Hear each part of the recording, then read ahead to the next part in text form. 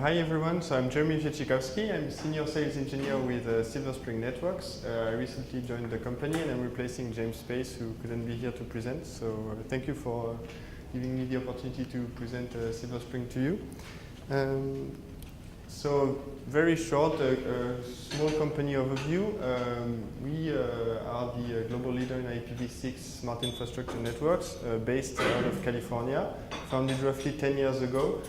And just in terms of history, the idea when the electric utilities in the US and as well gas and water utilities were thinking of deploying AMR, so automated meter reading, and AMI for infrastructure, the three things that were found that the networks were not really in proprietary standards, which didn't allow for evolution in long term and several applications, and just linking to manufacturers. The bandwidth that was thought about in the beginning was pretty low, so it doesn't allow for enough applications and evolution. So once reading a meter a month was possible, but not several reading bidirectional communications. The reliability was lacking at the beginning, so that's just the idea of creating a mesh network based on standards, high security, and IPv6. So then you can get multiple applications for a DSO. Right now, 2014-15 is a big European push surrounding smart grid and smart cities as well, because you can find applications in both areas. And at the moment, including the US, we have over roughly 20 million Silver Spring enabled devices, mostly meters, but not only, and I'll come back to that later on in the presentation. And a huge number of records, so really scalable solutions that's being operated. That's being done with meter manufacturers and other partners for other devices. So just a few examples on where the solution has been applied. So a few partners in the US. OG&E example is interesting because they are really the first US utility who really transfer a smart grid into a business as usual application. They have the largest dynamic pricing program in the world, and thanks to the energy efficiency measures that they have and power shifting, they avoided building two peak power plants in the last few years, leading to $500 million in avoided cost.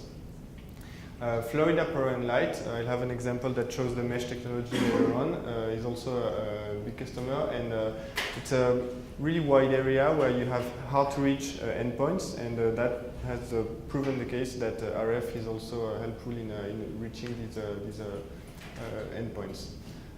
Two European examples, the UK Power Networks and Electricity of Portugal, EDP.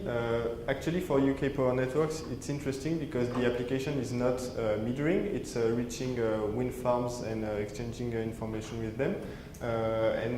It's the first radio mesh with the IAC 61850 network in Europe that has been applied in the UK.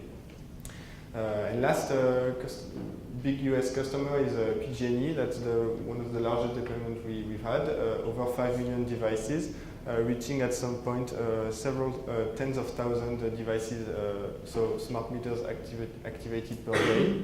And it's a big service territory, and you have a list of all our other customers and partners in that. So now just a quick dive in the technology for the RF mesh. The rule of thumb we have is 5,000 meters per access point. So if I start showing you, that's a real case example of the FPL deployment that we had. So you can see in the center of the red area is the access point that can cover 5,000 meters. You can see at the top that actually it can reach 16,000 meters. And that's showing when the system has not been set up. It's just a basic network discovery from all the access points who can see the different meters. So you can see the range and the number of hops, that is how many times the information is being relayed from one meter to another. So you can see from here that if I start showing all the access points and the meter they have, you can see several coverage in the area, and that the wide area with the meters is being covered if you keep going this way, and every time the number of meters being reached is different depending on the location. So that's a map of, that summarizes what we saw before, just showing that the number of hubs in the end, when you gather all the access points, decreases, and you get good coverage and a high bandwidth with that.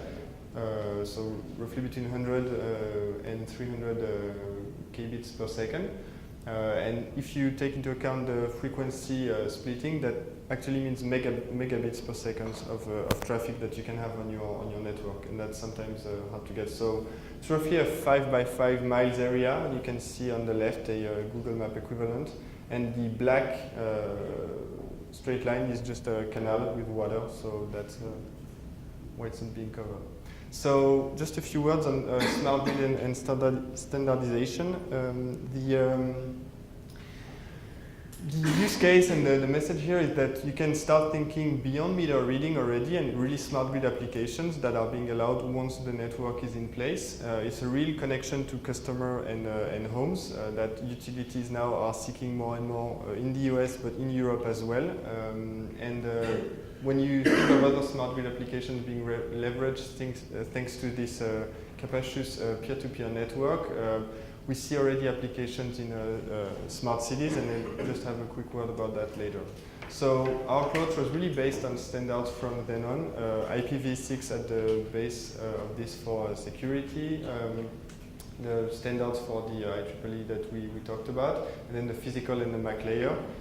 That's been done through IEEE and standards. We reinitiated those standards, and now are working on interoperability. So we spoke about Wyson with Cisco, and we have many other partners where we work on the interoperability.